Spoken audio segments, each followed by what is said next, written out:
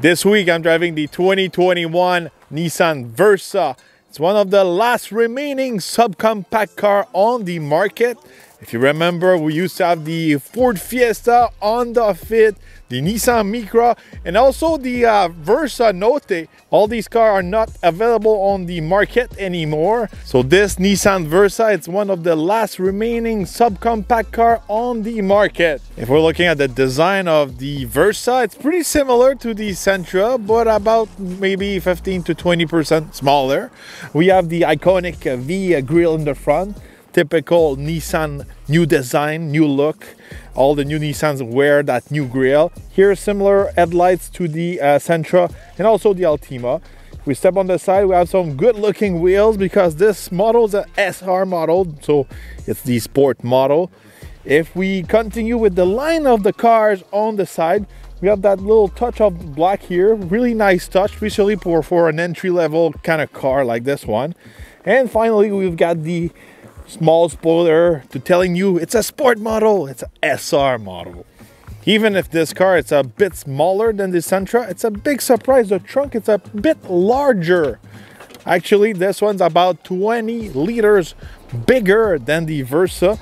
So if you're looking for a small car with some big cargo, the Versa is pretty good on that side.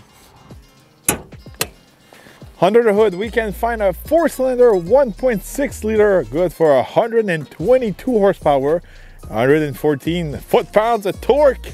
Typical engine we can find under the hood of a small car like this one. This engine is matched to a CVT transmission, and it's also available with a manual transmission. If we're looking at the price of the Versa, if you want a base one, it runs you around 18,000 Canadian. And the model I'm testing this week, it's good for a little bit more than 23,000.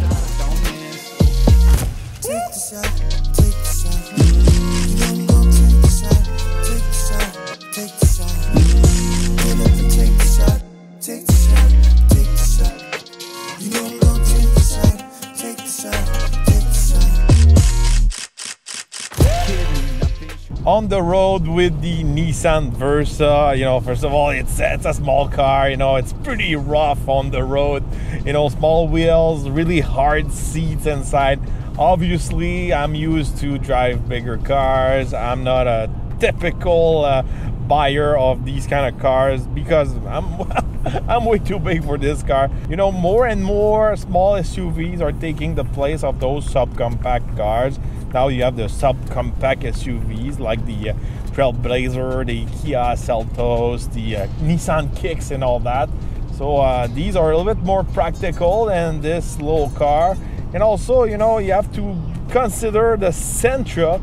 I drove the Sentra last week, and when I was looking online, there's not a huge difference in the price tag of these two cars, about $2,000 to $3,000. So, you know, this car is smaller, less comfortable and all of that. This car is smaller than the Sentra.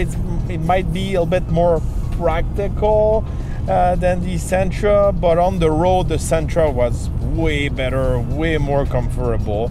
But inside, you know, the look is not bad. You know, we got the SR, you know, treatment with some nice stitches and some nice orange touch in the seats, but those seats are just too narrow and too hard for me. but otherwise, you know, the screen works, you know, it's decent for this price tag. We don't have any place to put my phone and recharge it wirelessly. That's a downer for me, you know. From my point of view, these type of cars are really for, you know, young buyers, your first car, your first brand new car. I think technology should be number one in those type of cars. But otherwise, you know, there's no metal console here, so that might be kind of annoying. It's optional even on this fully loaded SR model.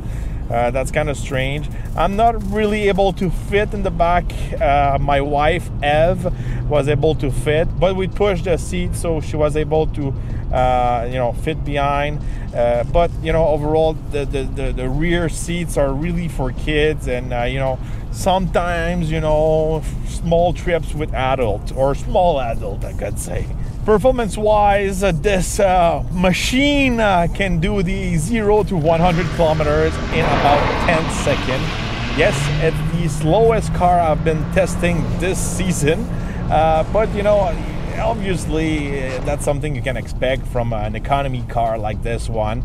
I think the CVT is a good match for, you know, the powertrain and the size of this car. CVTs make sense for these type of cars, not big SUVs, not big cars. These type of cars, it's a good match, and there's a good calibration for this powertrain with this CVT. I was surprised this week, and I was not annoyed, you know, by the transmission like usually I am with CVTs. So that's not a, you know, a downer for this car having a CVT, but still you're able to get it with a manual transmission. That's always a plus, you know, having the option, and when you want to learn to drive manual, that it could be a good car for that. Handling wise, you know, again, this car, if we compare it to the Sentra, was just a couple of thousand more. It's night and day. The Sentra is really good. That's why they're gonna use it in the Sentra Cup. So they're gonna turn the Sentra into a race car. I wouldn't see this one turn into a race car. You know, it's really an economy car built to go to point A to point B and try to save on fuel. Speaking of fuel economy, this week I was averaging 6.7 liters per 100 kilometers.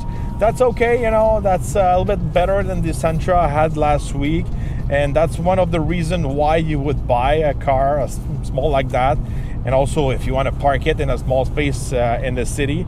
But fuel economy, it's all right, you know. Of course you have to keep it eco-friendly with the pedal, but it's still some decent numbers.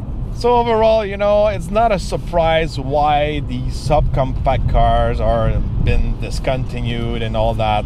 They're not popular anymore, and also the manufacturer don't make a lot of profit on these cars. That's why we have those small SUVs now. I could say, if for you the difference of price between Versa and a Sentra or a Kick, you know, a Nissan Kick can be a good option too. It's worth it to upgrade for the Sentra or the Kick. The Versa doesn't have that little something special to say, yes, it's worth it to save that $2,000. So for me, it's a no-brainer. You have to upgrade for a Sentra or a Nissan Kick. But you know, even if this Versa, it's one of the last remaining subcompact car on the market, I don't see a great future for these type of cars. So don't forget to subscribe, like, and share my video, and we're gonna see each other on the next review.